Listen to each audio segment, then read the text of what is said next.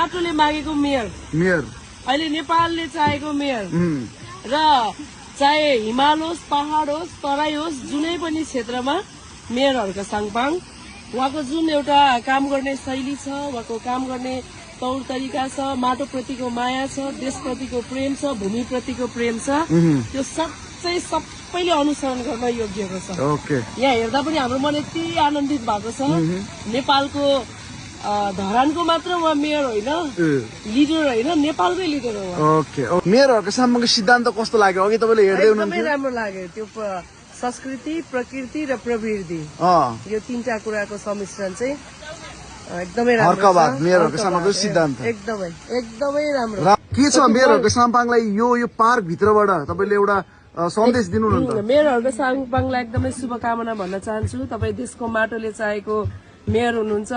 अब धरानमा मात्र सीमित होइन अब यो देशलाई नै तपाईको खाँचो छ मेयरहरुका साङपाङज्यू। अब तपाई मेयर मात्र होइन तर यो माटोले मागेको यो देशले मागेको देशको जनताले मागेको तपाई अब भावी प्रधानमन्त्री भएको हामी हेर्न चाहन्छौँ झापाबाट एकदम झापालीको तर्फबाट म यो सन्देश दिन चाहन्छु।